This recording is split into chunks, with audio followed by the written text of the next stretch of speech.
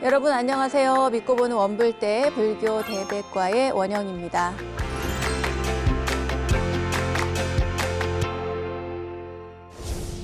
남녀노소를 떠나 누구나 갖게 되는 공통 관심사, 바로 건강인 것 같은데요. 이 건강을 위해서 여러분은 어떤 노력들을 하고 계신가요? 어느 기사를 보니까 건강을 지키는 데 있어서 가장 근본이 되는 것, 몸속에 이 독을 제거하는 그 해독이라고 하더라고요. 우리가 섭취하는 음식부터 시작해서 생활 속에서 접하는 많은 것들이 바로 우리 몸에 독이 되어서 이렇게 차곡차곡 쌓이게 되는데, 이러한 독을 없애야만 건강해질 수 있다는 겁니다.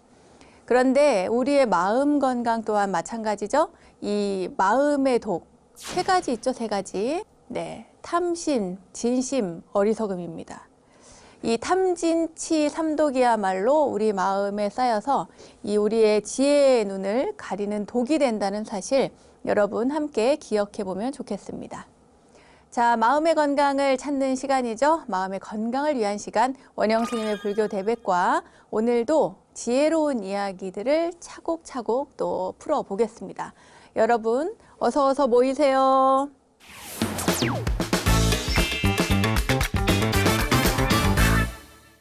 원영 스님의 불교 대백과 첫 순서는 알고 보면 약이 되는 수많은 불교의 이야기들과 불교 지식을 내 안에, 원영 스님의 불교 대백과 지식인 시간입니다. 음식은 생명이다라는 말이 있어요. 우리가 이 생명을 유지해 나가기 위해서는 당연히 이 먹는 음식이 필요하고, 나아가서 건강하고 행복한 우리 삶의 질을 위해서는 맑고 건강한 음식이 토대가 되는 것입니다. 그리고 이 맑고 건강한 음식은요, 자연이 주는 선물들로 이루어지는데, 이 자연에서 얻은 재료들로 건강함을 살린 음식들이 바로 우리의 사찰 음식이죠.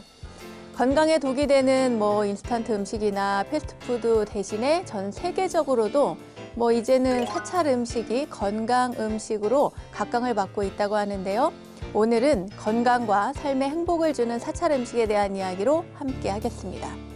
단, 이 시간에는요, 기대하실지 모르겠습니다만 요리법에 대한 정보는 없습니다. 그래서 주제를 이렇게 정했어요. 요리법이 빠진 사찰 음식 이야기라고요. 그럼 우리의 이 사찰 음식에 관한 다양한 이야기들 지금부터 함께 하겠습니다.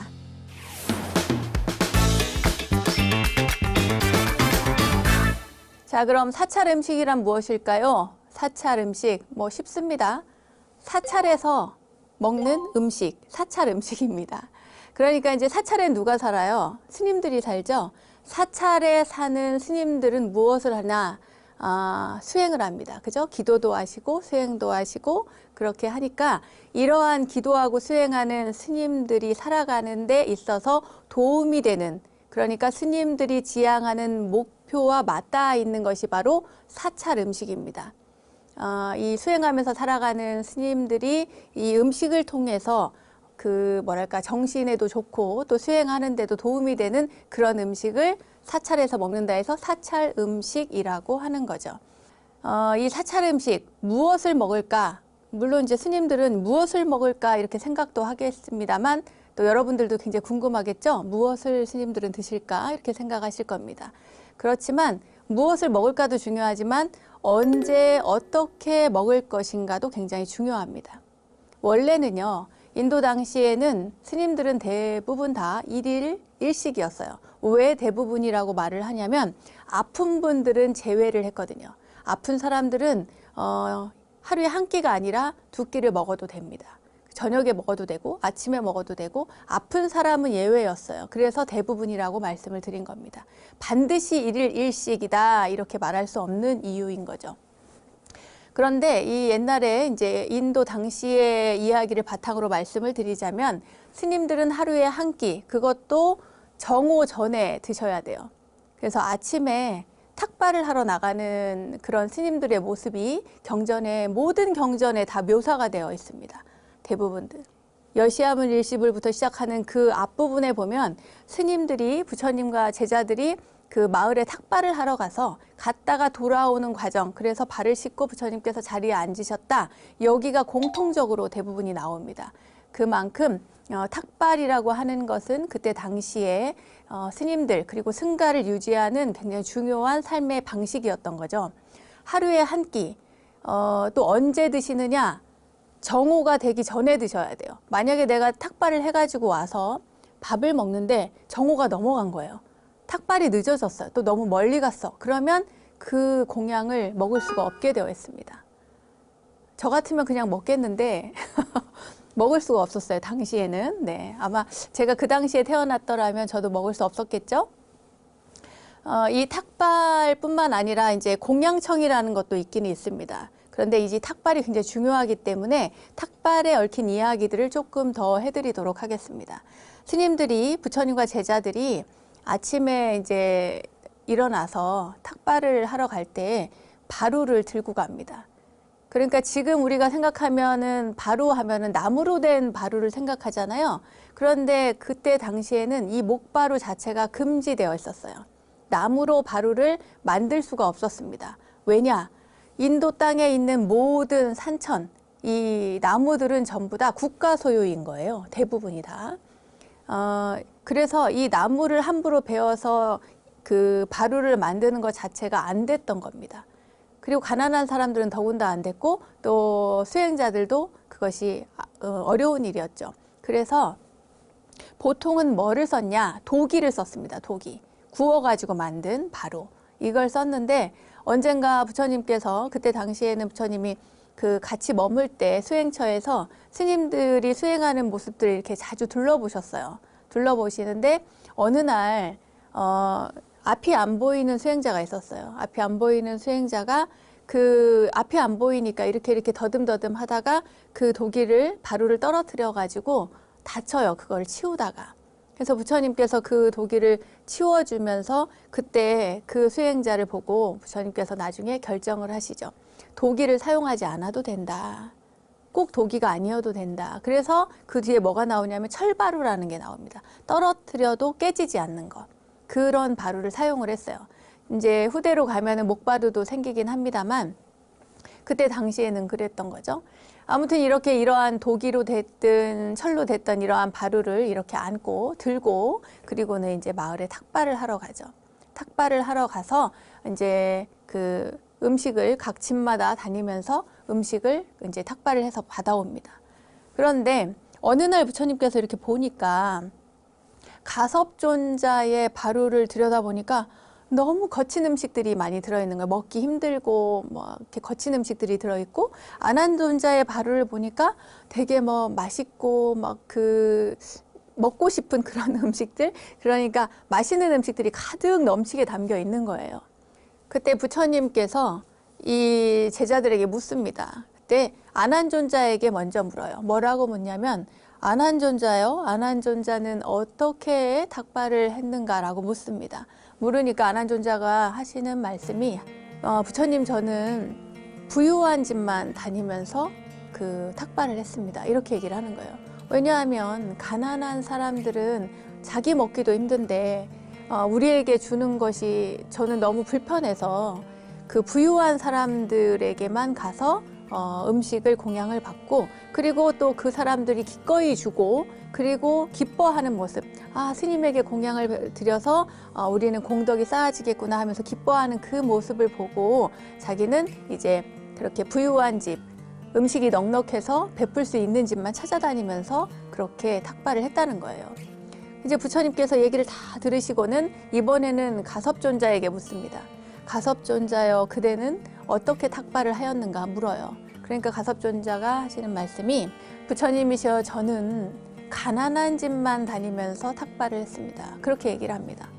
왜냐하면 가난한 사람들은 자기들도 먹을 것이 없긴 하지만 부족하지만 이 사람들은 가난하다는 이유로 공덕을 지을 기회를 많이 갖지 못합니다. 그러니까 일부러라도 찾아가서 그들의 음식을 받음으로써 그들이 공덕을 쌓고 그리고 그 공덕의 과부로 앞으로 잘 살 수 있도록 하기 위함입니다. 이렇게 얘기를 하는 거예요. 자, 여러분이라면 어떻게 하겠습니까? 안한존자의 탁발법이 옳다고 생각하시는 분. 자, 아니면 가섭존자의 탁발법이 옳다고 생각하시는 분 계신가요? 네, 부처님께서는 뭐라고 말씀을 하셨냐? 바로 가섭존자의 탁발법도 잘못됐다. 안한존자의 탁발법도 잘못됐다. 왜냐? 부자다, 가난하다 이것을 구분하지 말라고 하셨어요. 그냥 내가 여기서부터 탁발을 해야겠다 싶으면 이 집부터 7집 내가 갈 수 있는 가난한 집이건 부잣집이건 상관없이 예를 들어서 이쪽 여기가 마포대로거든요. 예를 들어서 BBS 불교방송이 있는 곳이 마포대로인데 마포대로에서 내가 탁발을 하겠다 이러면 부자건 가난하건 그런 걸 떠나서 그냥 순차적으로 순서대로 이렇게 탁발을 해나가는 거예요. 이렇게 하라고 부처님께서 가르쳐 주셨어요. 건너뛰지 마라. 부자라고 건너뛰지 말고 가난하다고 해서 건너뛰지 마라. 순차적으로 가서 탁발을 해라. 이것을 차제걸식이라고 합니다. 아시겠죠, 여러분? 탁발은 이렇게 하는 것이고 부처님께서는 이렇게 공양을 얻는 그런 방식 하나조차도 반드시 평등하게, 공평하게 이렇게 기회를 줘야 된다고 말씀을 하셨습니다.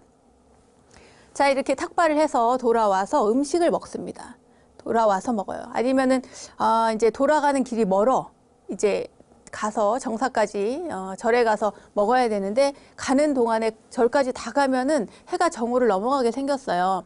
그럴 때는 가는 중간에 큰 나무가 있거나 이럴 때 거기에 가서 길에서 이제 멈추어서 그 스님들이 같이 나누어서 먹습니다. 그때 그럼 어떻게 먹을 것인가? 부처님께서 이런 이야기를 하셨어요. 면도날의 비유를 들어서 이야기를 했습니다.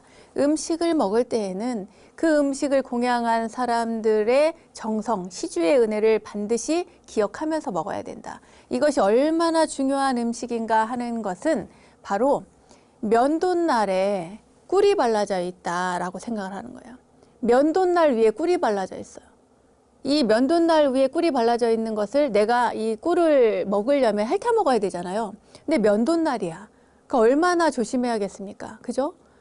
그러니까 막 베일까 봐 엄청 조심할 거잖아요. 만약에 이게 내가 먹어야 된다고 생각하면 그만큼 공양을 받은 음식은 조심해서 먹어야 된다 해서 면도날의 비유를 들어서 부처님께서 말씀을 하셨습니다. 시주의 은혜가 그만큼 중요하다는 거죠. 이렇게 해서 이제 공양을 드시고 만약에 공양을 먹다가 내가 음식을 많이 받았어요. 그러면은 음식이 많이 남았잖아요. 그럼 어떻게 해요? 근데 옆에 있는 다른 스님이 저 옆에 있는 스님이 탁발을 했는데 음식이 조금밖에 안 돼. 7집을 순차적으로 했으나 음식을 조금밖에 못 얻었어요. 나는 배가 너무 고픈데 하루에 한 끼 먹으면 배가 고픕니다. 네, 고프니까 그러면은 이제 부족하게 먹고 배가 고프잖아요. 옆에 있는 나는 이제 많이 얻었는데 남았어요. 그럴 때는 여식법이라고 그래서 남은 음식이란 뜻입니다. 여식법이라고 해서 남은 음식을 저는 이 음식을 다 먹었습니다. 더 이상 이 음식을 탐하지 않습니다 하면서 이 음식을 누구에게 주겠습니다 하고 옆에 음식이 부족한 분에게 이 음식을 나누어 드려요. 그래서 부족하신 분은 또 그렇게 드시고 또 만약에 절에 지금 누가 아파서 못 나왔다 오늘 탁발을 그러면은 그 음식을 가지고 가서 그 분에게 음식을 드릴 수가 있어요. 이런 식으로 해서 승가가 서로 도와주고 또 협력하고 배려하면서 이렇게 공양을 하고 유지를 해나갔던 겁니다. 이렇게 해서 이제 탁발이라고 하는 방식으로 이제 스님들이 대체로 생활을 하는데 이 탁발 방식뿐만 아니라 뭘 하냐? 공양청을 받습니다. 공양청. 그러니까 이제 지금도 그런 일들이 많이 있죠. 공양을 누군가가 대접하고 싶어요. 그러면은 승가에 가서 얘기를 합니다. 저는요 원영 스님을 모셔서 제가 공양을 좀 해드리고 싶어요 라고 하면 그 분의 공양을 가서 먹을 수가 있습니다. 이걸 공양청이라고 하는데 나는 스님에 대해서 승가에 있는 스님들에 대해서 잘 몰라. 이 절에 있는 스님들에 대해서 스님이 만약에 100분이 계시다 이러면은 저는 그 스님들 아는 스님도 없고 친한 스님도 없고 그런데 공양은 올리고 싶어요. 그래 내가 근데 되게 넉넉해. 이번에 개를 탔어. 이러면은 이 100분을 다 모셔서 집도 크겠다. 이렇게 공양을 다 베풀 수가 있습니다. 그런데 보통은 그렇게 못하죠. 왜냐? 100분의 스님을 모실 장소도 없고 그리고 또 그만큼 공양물을 준비할 수도 없는 사람들이 대부분이니까 저는 스님들이 이제 한 10분만 모셔서 공양을 올리고 싶습니다. 이러면 거기에 승가의 소임자가 있어요. 이 공양청 담당 소임자가 있어요. 그래서 그러면 어른 스님, 제일 높은 어른 스님부터 시작해서 10분까지 범납순으로 10분의 스님들에게 그 공양 몇 월 며칠 날 아무개 불자가 아무개 우바이가 공양을 올리고 싶다고 하는데 스님께서 가서 공양을 드실 수 있겠습니까? 이렇게 여쭤보고 그렇다고 하면은 이 스님들 10분이 가서 공양을 드시는 거예요. 그 다음에 또 공양이 들어왔어요. 그러면은 이제 저는 또 스님들에게 10분에게 공양을 올리고 싶습니다. 이러면 앞에 10분 제외하고 그 다음부터 10분을 또 모셔서 공양을 드시게 하는 거예요. 5분이어도 좋고 1분이어도 좋고 매일 부처님만 모시고 공양을 할 수는 없어요. 네, 그때는 그렇게 했습니다. 그리고 저는 꼭 부처님께 공양을 올리고 싶습니다. 부처님뿐만 아니라 제자 아무개에도 올리고 싶습니다. 이렇게 지정을 할 수도 있고 몇 분이라고 이야기할 수도 있습니다. 이렇게 해서 탁발이라고 하는 방식과 더불어서 공양청도 많이 받았습니다. 자, 이제 이렇게 해서 거의 이제 유지가 돼 가는데요. 시대가 흐르면 사람들이 이제 스님들께 공양은 올리고 싶은데 그런데 우리 집이 좁아. 너무 협소해요. 근데 내가 이제 여유는 있어. 내가 장사를 해가지고 돈이 많아요. 그러니까 모시고 공양을 할 장소가 없어서 그렇지 공양을 할 수가 있어요? 그럼 어떻게 할까요? 어떻게 할까요? 승가에 가서 이야기를 합니다. 뭐라고 하냐면 제가 와서 해드릴 수는 있는데 스님들을 모실 수가 없으니 여기 절에 와서 해드리면 안 될까요? 이렇게 이야기하는 사람이 생기기 시작하는 거예요. 그래가지고 이제 승가에서 이제 회의를 해가지고 좋다라고 허락이 나면 이 스님들이 그 계시는 곳 이외에 좀 떨어진 곳에 저장소를 하나 마련을 해요. 그래서 이제 승가, 이건 약간 좀 어려운 이야기일 수 있는데 스님들이 사는 곳은 이제 결계를 하거든요. 근데 그 결계한 곳에 그 밖으로 어떤 저장소, 예를 들어서 이제 창고 같은 것이나 좀 허들의 뭐 부엌 같은 그런 곳을 하나 지정을 해놓고 거기에다가 음식을 준비할 재료들을 미리 가져다 놓습니다. 전날. 왜냐하면은 뭐 아침부터 막 수레에 끌고 가가지고 이동하고 하다 보면은 정오를 넘기기 쉽거든요. 그러니까 정오가 넘지 않게 전날 미리 음식물을 갖다 놓고 재료를 갖다 놓고 다음날 아침에 금방 재료를 준비해서 음식을 만들어서 스님들께 공양을 올리는 겁니다. 이렇게 해가지고 저장식이라는 게 그때부터 이제 편판 아니고 예외적으로 그렇게 생기게 됐어요. 그러니까 저장식도 허용을 하게 된 거죠. 자, 요즘에는 특히나 우리 한국 불교 같은 경우에는 인도에서처럼 일일 일식을 규정하진 않지만요. 일일 일식은 아니어도 그 식사량을 제어한다, 조정한다라고 하는 그런 것들은 모두가 스님들이 대부분 가지고 있습니다. 인도 당시에도 일일 일식을 하는 것은 수행하는 데 있어서 최소한의 음식이라고 하는 식사량의 어떤 뭐랄까 제어한다는 그런 의미가 있고요. 그리고 지금의 한국 불교, 뭐 북방 불교라고 해도 좋습니다. 중국, 한국, 일본, 티베트 뭐 이런 데는 대부분 음식을 2끼를 드시는 분도 계시고 3끼를 드시는 분도 계시고 한데요. 모두가 다 음식은 그러니까 병고양약이에요. 이제 음식을 먹는 것이 이 병고양약이라고 하는 것은요. 이 질병과 고통으로부터 벗어나기 위해서 약이 되는 음식인 거예요.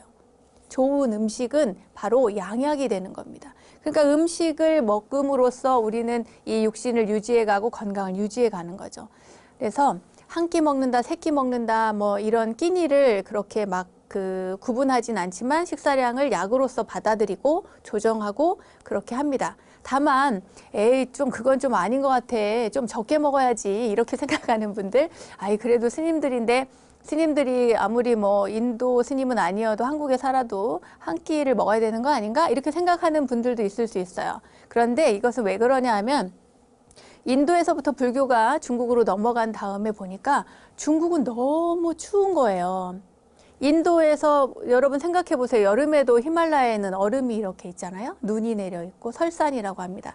그곳을 이렇게 넘어서 이 히말라야를 넘어서 이제 중국으로 갈 거 아니에요. 사람들이.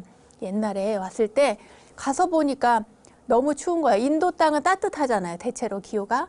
따뜻한데 중국에 가니까 너무 추운 거예요. 너무 추워. 추운 지역은 너무 춥고 또 따뜻한 지역은 뭐 괜찮습니다만 이렇게 기후도 안 맞고 풍토도 안 맞으니까 옷도 부처님께서는 그 세 벌만 입으라고 했는데 이 세 벌 갖고 안 되는 거예요. 너무 추우니까. 위에 또 껴입고 또 껴입고 하듯이 중국에 가니까 탁발하기도 어렵고 이제 외국에서 온 스님들이 도례승들이 이제 탁발하기도 어렵고 그리고 음식을 먹으려니까 음식도 또 안 맞고 여러 가지 풍토에 또 기후에 맞는 음식을 받아들이기가 쉽지가 않았어요. 그러니까 이 음식을 이제 음식 문화에 대해서 점차 변화가 생기기 시작을 했고요.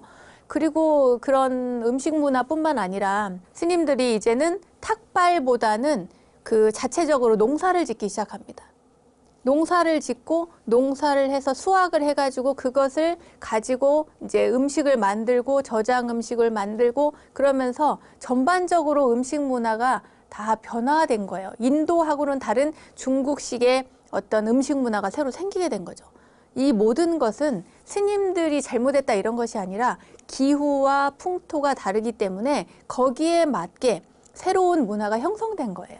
그렇게 이해를 하시면 됩니다. 그래서 중국으로 이제 해서 한국으로 넘어오고 일본으로 건너가는 이 동북아시아 불교 문화권에서는 음식을 일일 일식하지 않는다. 뭐 일일 일식하건 안 하건 이건 자유입니다. 아예 안 먹어도 누가 뭐라고 하지 않아요.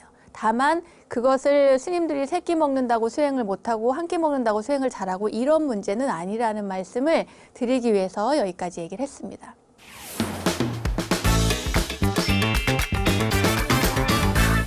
자, 그럼 이제 본격적으로 사찰 음식의 특징을 한번 살펴볼까요?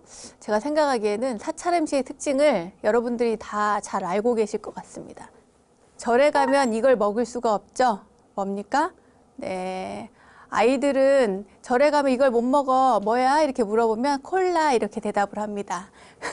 네. 네. 뭐냐면 육류를 먹을 수가 없죠. 고기를 사용하지 않으니까요. 그런데 지금은 이렇게 동북아시아 대승불교 문화권에서는 육식을 먹지 않으니까 안 하는데 초기 불교에서는 가능했습니다. 원래 부처님 당시에는 이것이 육식이 가능했어요. 그렇다고 해서 육식이 가능하다고 해서 일부러 가서 육식을 구해서 먹느냐? 이건 아닙니다. 왜냐? 초기 불교 특성상 뭐예요? 주는 음식을 받아 먹죠.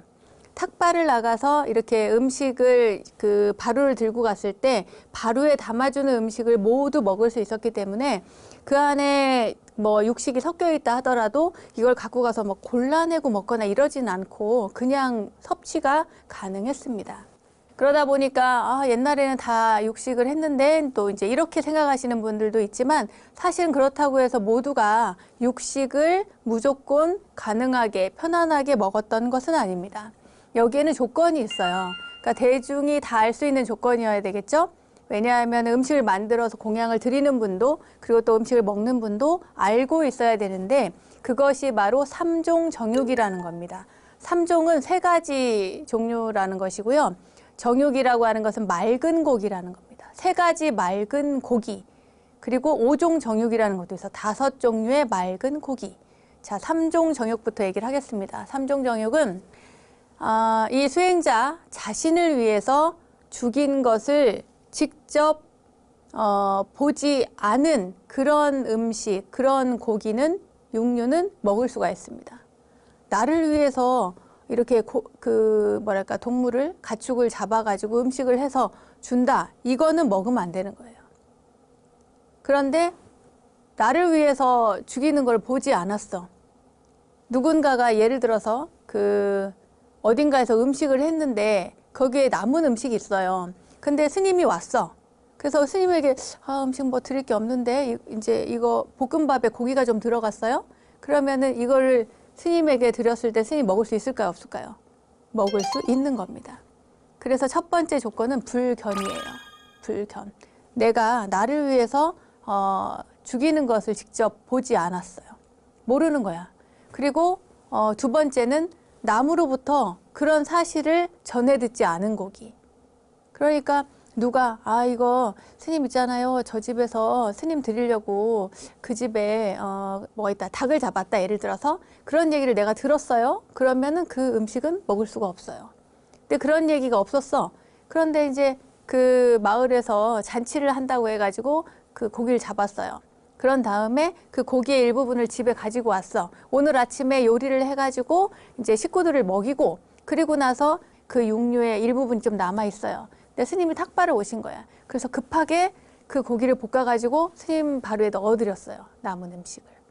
이거 먹을 수 있을까요? 없을까요? 먹을 수가 있습니다. 이것을 불이라고 합니다. 불견불이.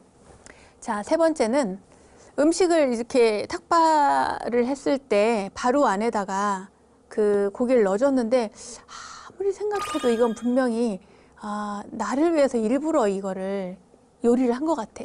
나를 위해서 일부러 살생을 하고 요리를 한 것 같아요. 나를 위해서 일부러 물고기를 잡아다가 이렇게 요리를 한 것 같아. 이런 의심이 만약에 스님한테 들었다. 그러면 이 스님은 그 음식을 먹을 수 있을까요? 없을까요? 먹을 수 없어요. 먹어서도 안 되고 이상하다 이렇게 생각이 되는 거는 먹을 수가 없습니다. 이것을 불의라고 합니다. 의심할 때 의자, 의심이 없어야만 그 음식을 섭취할 수가 있습니다. 이게 3종 정육이고요. 그리고 5가지, 위에 3가지에다가 더한 것이 있는데 먹을 수 있는 것들이 있어요. 뭐냐? 그 짐승들이 제 명이 다해서 죽은 음식 있잖아요. 제 명이 다해서 어디 길을 가는데 죽어 있어. 그걸 갖다가 요리를 했어요. 그걸 가지고 요리를 해서 마침 스님이 오셨네 탁발을 하는. 그래서 그 음식을 드렸어요. 그거는 먹을 수가 있는 거예요. 그리고 또 어딜 지나가다가 보니까 숲에 이렇게 어떤 짐승이 명이 다한 것 같지는 않은데 어린데 새들이 와서 이렇게 쪼아 먹었어요. 쪼아 먹고 남았어.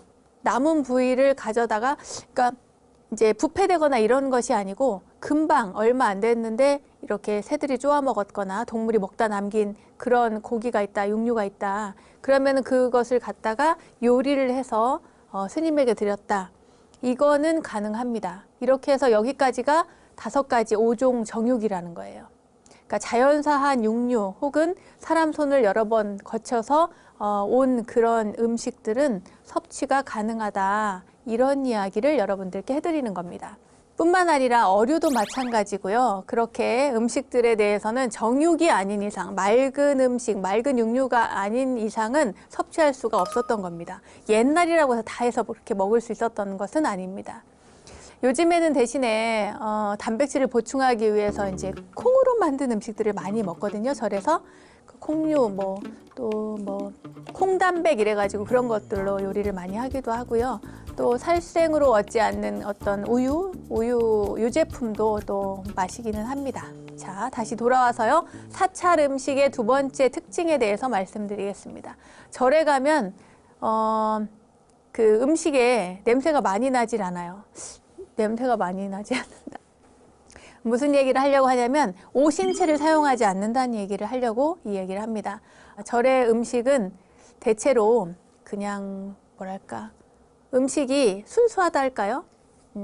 너무 맵거나 향신료가 강하거나 그렇지는 않는 것 같습니다. 물론 이제 냄새가 좀 짙은 것도 있긴 하죠. 뭐 청국장 이런 것들 냄새가 짙기도 한데 여기에서 말하는 이 오신채는 뭐 매운맛이 나는 재료랄까요? 향이 너무 강렬한 것? 이제 예를 들어서 파나 마늘, 부추, 달래, 홍거는 이제 또 먹고 나면은 몸에서도 냄새가 나고 오래 가가지고 그거를 이제 못 먹게 했습니다. 또 이 음식을 많이 섭취하면 뭐 성내는 것도 좀 강해지고 또 탐내는 마음도 강해지고 어리석어진다고 해서 이 수행자들이 먹어서는 안 되는 것으로 또 이야기를 하고 있는데요. 사실은 또 이게 음식이 요즘에는 마늘 이런 것도 굉장히 건강에 좋다 이런 얘기도 있긴 한데 어쨌거나 먹을 수 없는 음식에 들어갑니다. 그러면 이렇게 마늘은 또 재밌는 이야기가 있거든요. 옛날에 부처님 당시의 일인데요. 그 2가지 일화가 있습니다. 하나는 밖에 나갔다가 마늘이 든 음식을 많이 먹고 들어오니까 공동체 생활을 하잖아요, 스님들은. 그러니까 냄새가 너무 나는 거야. 법회를 하는데 부처님께서 이렇게 설법을 하셔야 되는 그 장소에 많은 대중이 모였는데 냄새가 너무 많이 나는 거예요. 그러니까 그 앞으로는 마늘을 먹지 마라 이렇게 이야기했다는 이야기도 있고요. 또 하나는 어떤 비구니 스님이 있었는데 아주 미모가 출중했나 봅니다. 그래가지고 그 비구니 스님이 이렇게 탁발을 나가거나 했는데 그 어느 마을에 마늘밭이 있었어요. 마늘밭이 있었는데 마늘밭의 주인이 이 비구니 스님한테 반한 거예요. 반해가지고 이제 비구니 스님이 가기만 하면 마늘을 잔뜩 뽑아다가 이제 그 비구니 스님에게 이렇게 준 거예요. 공양을 올린 거죠. 그러니까 누가 시기를 하겠어요? 마늘밭 주인의 아내가 시기를 하겠죠. 그래서 이게 사건이 발단이 돼가지고 이제 불협화음이 생긴 겁니다. 그래가지고 마늘을 못 먹겠다 이런 이야기도 있습니다. 마늘에 얽힌 이야기들이 또 몇 가지가 그렇게 있습니다.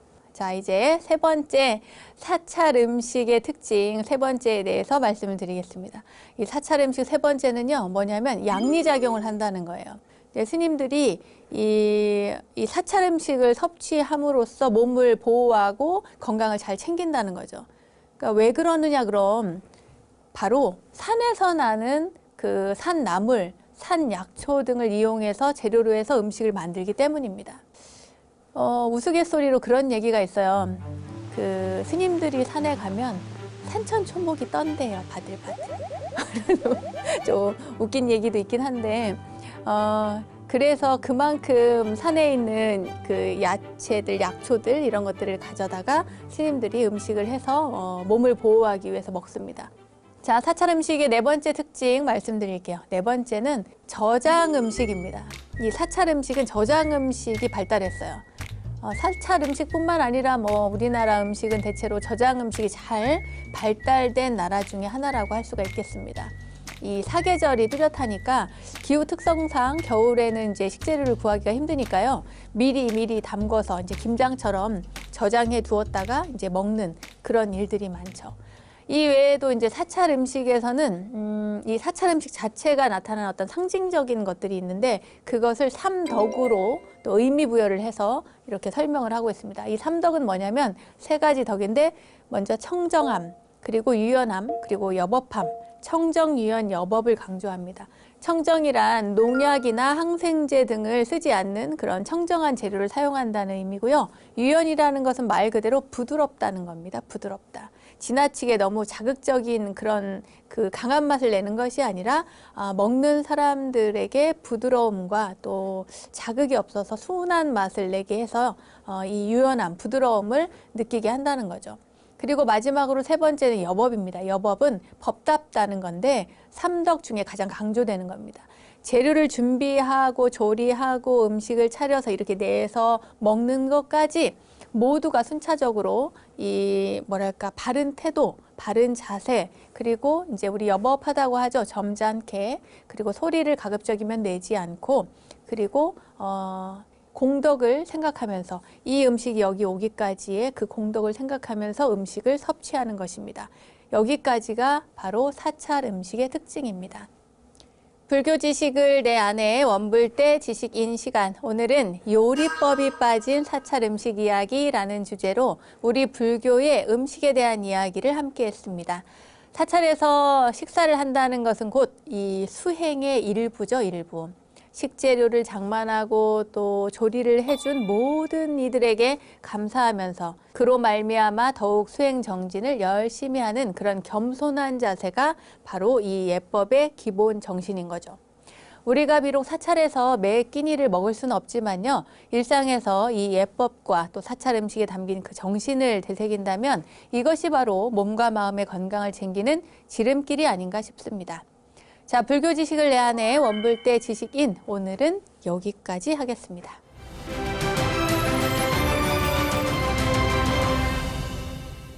저절로 알게 되는 사찰 이야기, 오늘은 이절로 아니 저절로 시간입니다. 오늘은 남해의 금강산이라 불리는 해남 미왕사로 떠나봅니다. 대한불교조계종 제22교구 본사인 대흥사의 말사 미왕사는 692년에 세운 사적비에 의하면 749년에 의조화상이 창건했다고 전해지고 있습니다.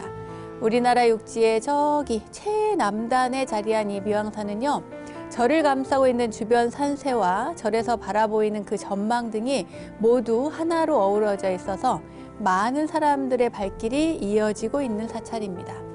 그런데 이 묘향사가 자리하기까지 특별한 전설이 전해져 내려온다고 합니다.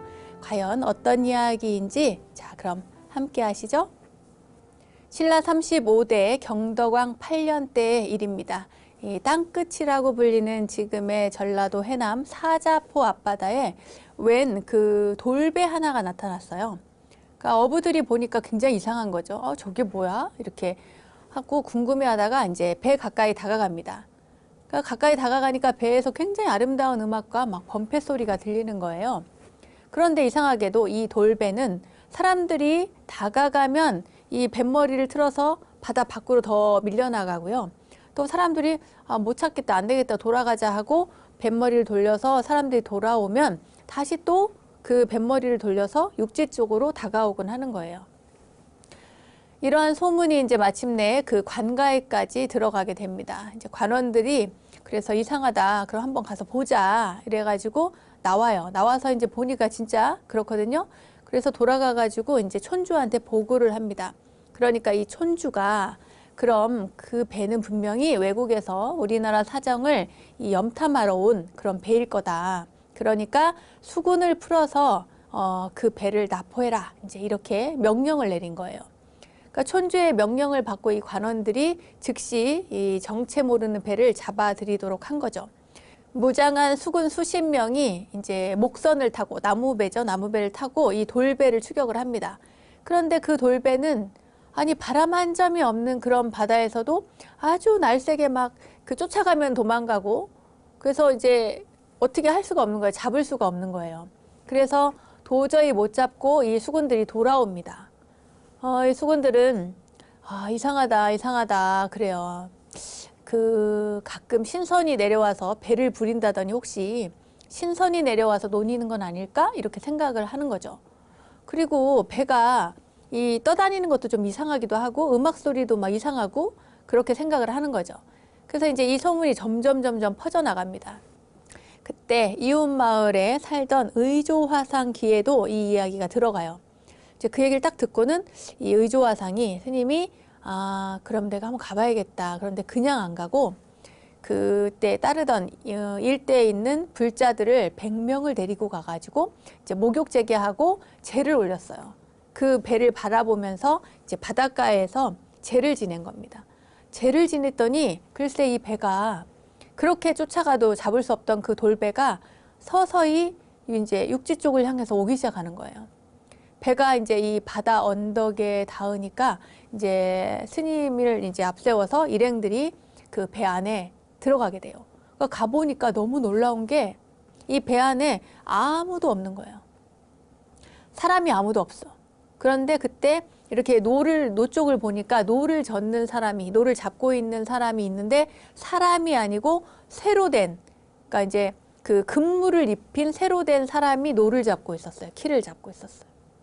그러니까 그 옆에 놓인 걸 보니까 금으로 된 함이 있는데 그 안에를 봤더니 화엄경, 80화엄경이 들어있고 또 법화경이 들어있고 또 비로자나 부처님, 문수보살님, 뭐 성중님, 나한님, 탱화 등등 뭐 가득 들어있었어요. 거기에 검은 돌도 들어있고 그리고 금환, 금으로 된 둥근 여의주같이 생긴 그런 환도 들어있고 뭐가 막 휘황찬란하게 가득 들어있는 겁니다. 그래가지고 이제 스님은 이런 법보들을 일단은 배에서 하선하게 해요. 내리게 합니다. 내리게 하고는 사람들과 이제 의견을 나누죠. 어떻게 하면 이 불상이나 이 경전을 잘 모실 수 있을까? 그리고 어디에 모셔야 될까? 이제 의논을 하고 있는데 그 배에 그 흑석이 있다고 했잖아요. 검은 돌.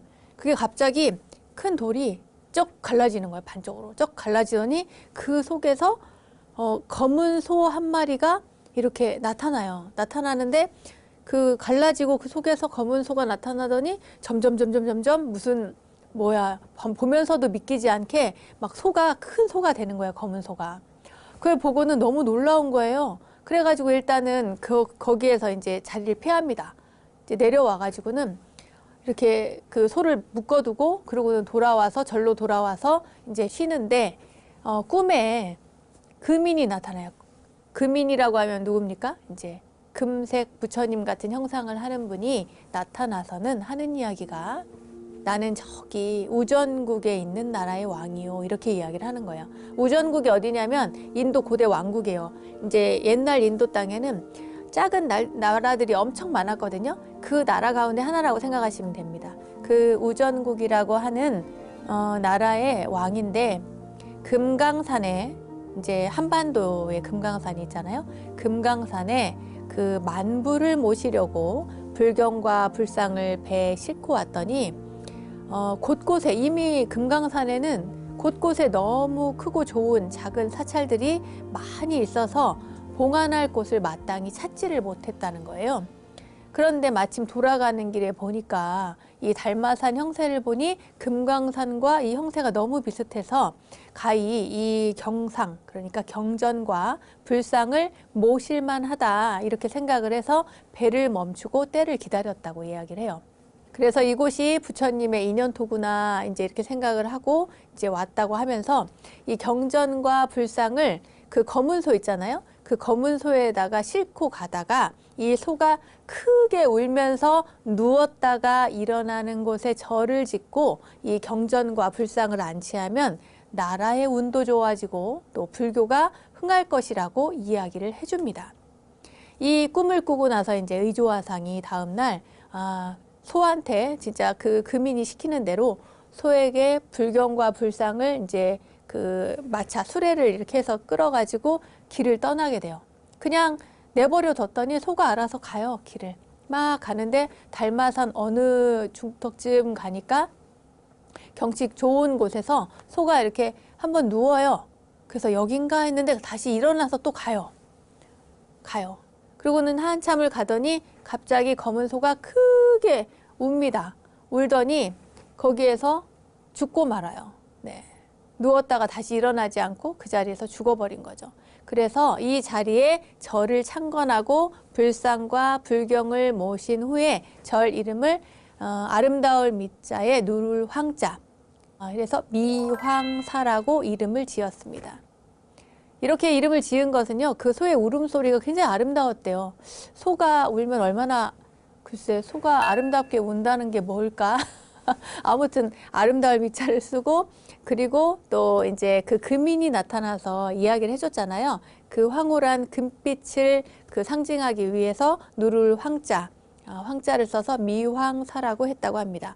그리고 처음에 갈 때 소가 한번 누웠다가 일어난 곳이 있잖아요. 그곳에다가도 절을 지어서 통교사라고 했다고 하는데 지금은 통교사는 없고 이렇게 미황사가 있습니다. 지금까지 이 이야기는 미황사 사적비에 전해져 내려오는 이야기를 여러분들께 해드렸습니다.